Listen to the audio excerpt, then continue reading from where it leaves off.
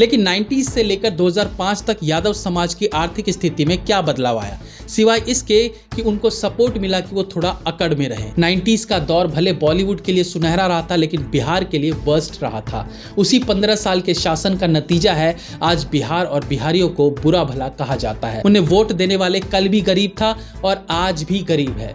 कल भी वो मजदूरी के लिए दूसरे राज्य जाता था और आज भी उसका बेटा मजदूरी के लिए दूसरे राज्य जाता है। 90s में जब अन्य राज्य में ग्रोथ हो रहा था, उद्योग लगाए जा रहे थे, सभी राज्य उदारीकरण की नीति अपना रहे थे, उस वक्त बिहार में रंगदारी टैक्स लिए जा रहे थे। मैक्सिमम लोग क्राइम में इन्वॉल्व थे और उन्हें लगता था कि सड़कें बन गई तो पुलिस जल्दी उनके घर तक पहुंच जाएगी, लाइट्स लग गई तो इजीली क्राइम को पकड़ा जा सकेगा।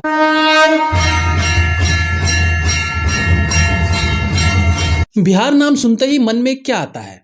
लालू यादव। लालू यादव है ये plantage fruit tree, lollipop, UPSC, gangster, sorry ये थोड़ा रिस्पेक्टेड वर्ड हो गया, डकैत, हिस्ट्री सीटर, दबंग। दिल्ली के बारे में क्या अच्छा लगता है जो अब आप लोकसभा जाना चाहते हैं? हाँ, गाड़ी से आते हो, जब हवाई जहाज से जाइए। जहाज में चढ़ने का शौक है? बहुत शौक है। फिर भी आप चढ़े हुए हैं जहाज? हाँ, चढ़े ज्यादा मन लगता है, तो जीत जाएंगे तो बराबर नहीं जीते रहेंगे। ओके, और क्या आता है? ऑफ कोर्स डोडी में कजरवा हो जैसा वल्गर सॉन्ग। कहने का मतलब है एक यूपीएससी को छोड़कर कोई भी पॉजिटिव बात मन में नहीं आते बिहार और बिहारियों को लेकर। नॉन बिहारी के मन में यही धारणा है बिहारियों की, जिसके चलते महाराष्ट्र, दिल्ली, पंजाब, असम और अब तमिलनाडु में भी बिहार के लोगों से वहां के लोकल्स का मन उब गया है और वो उन्हें अपने यहाँ से भगाना शुरू कर दिए हैं। मन उब गया है मतलब वो अपने राज्य के लोगों की बेहतरी के लिए बिहारियों को भगा रहे हैं, क्योंकि बिहार के लोग कम दाम में मजदूरी से लेकर IT कंपनी तक में काम करने के लिए हाँ कर देते हैं। तो फिर कंपनीज महंगे लोकल लोगों को क्यों हायर करेगी? ये चीज हर तरह के कार्यक्षेत्र में हो रहा है, रिक्शा चलाने से लेकर बड़ी कंपनी में जॉब करने तक। बिहारियों द्वारा कम दाम में काम कर लेने का भी एक रीजन है, वो ये है कि ये लोग कई हजार किलोमीटर दूसरे राज्य में काम करने इसलिए आते हैं कि यहाँ रहकर वो 2 पैसे कमा सके और घर भी कुछ पैसे भेज सके। ऐसे में ना काम करने से अच्छा है वो कम दाम में काम करके पैसे कमा लें, ऐसी उनकी सोच रहती है, जिससे लोकल लोगों का रेट भी गिर रहा है, उन्हें भी कम पैसे मिल रहे हैं। 2008 में जब महाराष्ट्र से बिहारियों को भगाया जा रहा था, तब रेलवे स्टेशन से लेकर बस स्टैंड पर अपने घर वापस जाने के लिए मारामारी शुरू हो गई थी। उसी प्रकार से पिछले दिनों तमिलनाडु में जिस प्रकार से बिहारियों को पकड़ पकड़ कर मारना शुरू कर दिया, उससे भी दहशत का माहौल बना हुआ है। ये तो हो गई न्यूज। अब आते हैं असल बात पर कि क्यों बिहारियों को अपना स्टेट छोड़कर मजदूरी करने के लिए दूसरे स्टेट्स जाने की जरूरत पड़ती है। इसका जवाब भी सभी जानते हैं। यहाँ हर साल बाढ़ का आना, सड़कें ना होना, जिसके कारण इंडस्ट्रीज नहीं लग पाती, रोजगार उत्पन्न नहीं हो पा रहे हैं। बिहार में फैलता जंगल राज, क्राइम, जहां लोकल इंसान सुरक्षित नहीं है, बाहर से आया बिजनेसमैन क्या सुरक्षित रहेगा? और यहाँ की गिरती इकोनॉमी, जिसके चलते यहाँ काम की वो कीमत नहीं मिल पाती जो दूसरे राज्यों में मिलती है। लेकिन ये सारे रीजंस 1990 से 2005 तक के थे। आज के समय की बात करें तो बिहार में पहले जैसी स्थिति नहीं है। बावजूद इसके बिहार के लोगों का दूसरे राज्यों में पलायन में कमी नहीं आई है। अब आते हैं असल रीजन पर कि क्यों यहाँ रोजगार नहीं हो पाया है।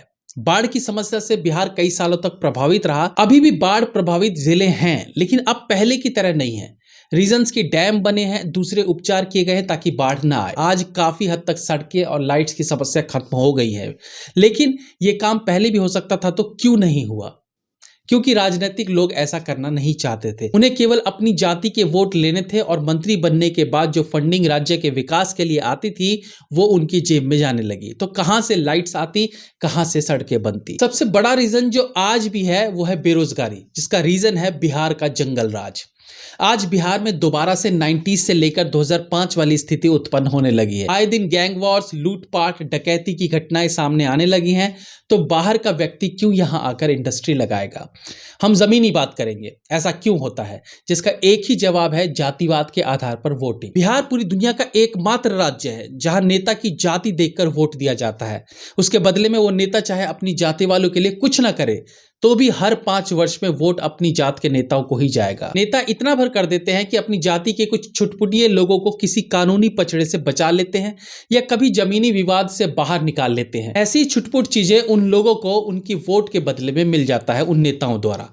लेकिन ये नेता लोग सड़कें नहीं बनाते, शिक्षा की व्यवस्था नहीं करते, कंपनीज को अपने यहाँ आमंत्रित नहीं करते, क्योंकि ऐसा करने से उन्हें फाइनेंशियली फायदा नहीं है। और ये सब करेंगे तो लाभ हर जाति वर्ग उठा लेगा। जब उसे वोट केवल एक जाति से मिलना है तो बाकी जाति के लोगों को फायदा क्यों पहुंचाए? अब इसमें गलती वोट देने वाले आम जनता की है या वोट लेने वाले नेता की? गलती एक्चुअली दोनों की है और मजबूरी भी दोनों की है। नेता ने भी कभी दूसरी जाति वालों के लिए कुछ नहीं किया और जनता ने भी दूसरे जाति के नेता को इसलिए नहीं जिताया कि वो जीतने के बाद कभी उनके लिए कुछ नहीं करता। तो इसलिए उपाय क्या है? सिर्फ और सिर्फ एक ही उपाय है, बदलाव। जातिगत आधार पर वोटिंग बंद। कब तक राजपूत, यादव, ब्राह्मण, दलित के नजरिए से वोट करते रहोगे?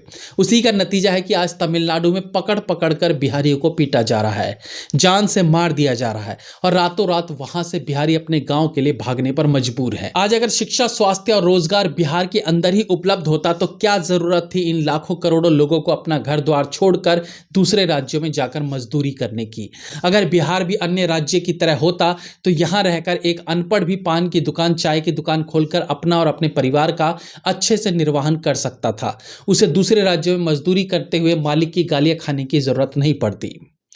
1980 का बिहार, जब न यहाँ शिक्षा थी, न स्वास्थ्य था और रोजगार के नाम पर बंदूक उठाए नौजवान, और उस स्थिति को बद से बदतर बनाते चले गए लालू यादव। ये सिलसिला 2005 तक चला। 90s में जब अन्य राज्य में ग्रोथ हो रहा था, उद्योग लगाए जा रहे थे, सभी राज्य उदारीकरण की नीति अपना रहे थे, उस वक्त बिहार में रंगदारी टैक्स लिए जा रहे थे।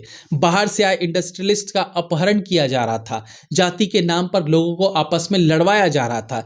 इवन लोग भी नहीं चाहते थे कि सड़कें बने, सड़क किनारे पोल्स पर लाइट आए, क्योंकि मैक्सिमम लोग क्राइम में इन्वॉल्व थे और उन्हें लगता था कि सड़कें बन गई तो पुलिस जल्दी उनके घर तक पहुंच जाएगी, लाइट्स लग गई तो इजीली क्राइम को पकड़ा जा सकेगा। इस सोच के चलते भी लालू राज में न सड़कें बन पाई, न इलेक्ट्रिसिटी आ पाई। ये वो समय था जब लालू यादव खुद नहीं चाहते थे कि लोग ज्यादा पढ़ लिख जाए। 2001 में जब अटल बिहारी वाजपेयी सरकार ने IT फील्ड को बढ़ावा देने के लिए अभियान चलाया, तब लालू यादव ने बोला था, ये IT वाईटी क्या है? क्या कंप्यूटर दूध देता है? इस तरह से टेक्नोलॉजी का उपहास उड़ाने वाले मंत्री से क्या उपेक्षाएं की जा सकती है? ये सिर्फ एक एग्जाम्पल के तौर पर कह रहा हूं। सभी जानते हैं कि लालू यादव के कोर सपोर्टर्स हैं यादव, और इन्हीं यादवों के भरोसे वो सत्ता में बने रहे। लेकिन 90s से लेकर 2005 तक यादव समाज की आर्थिक स्थिति में क्या बदलाव आया, सिवाय इसके कि उनको सपोर्ट मिला कि वो थोड़ा अकड़ में रहें? ये सच बात है। मेरे बहुत से यादव मित्र हैं, वो ये बात कहते हैं कि लालू यादव के राज में हमसे कोई बदतमीजी नहीं कर सकता था। ठीक है, आप दबंग बने रहे, लेकिन उस राज में इससे ज्यादा आपको क्या मिला? क्या आपके कमाई एक्स्ट्रा होने लगी? क्या आपके बच्चे पढ़ने लिखने लगे? क्या आपकी माली स्थिति सुधर गई? नहीं।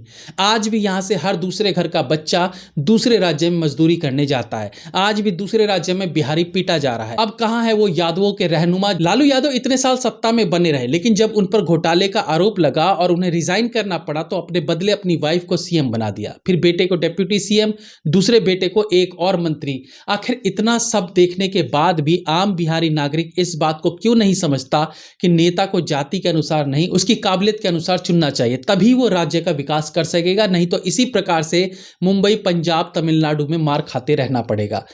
मैं मानता हूं कि बिहार में आज की यूथ पहले से ज्यादा समझदार है। आज वो जातिवाद की राजनीति को कुछ हद तक समझने का प्रयास कर रही है। यहां बात राजपूत, यादव, ब्राह्मण, मंत्री की नहीं है।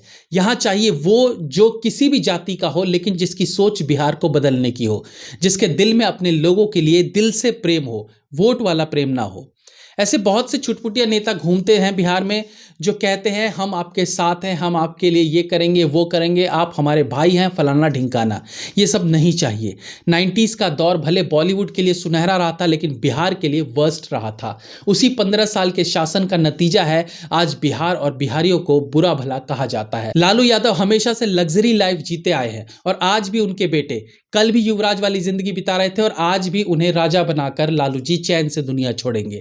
उन्हें वोट देने वाले कल भी गरीब था और आज भी गरीब है। कल भी वो मजदूरी के लिए दूसरे राज्य जाता था और आज भी उसका बेटा मजदूरी के लिए दूसरे राज्य जाता है। सब कुछ वैसा ही है। आपके वोट से कोई बदलाव नहीं आया। अब सोच बदलनी है और जातिवाद से उठकर वोटिंग करेंगे, तभी लड़खड़ाता बिहार अपने पैरों पर खड़ा हो पाएगा। जय हिंद, वंदे मातरम।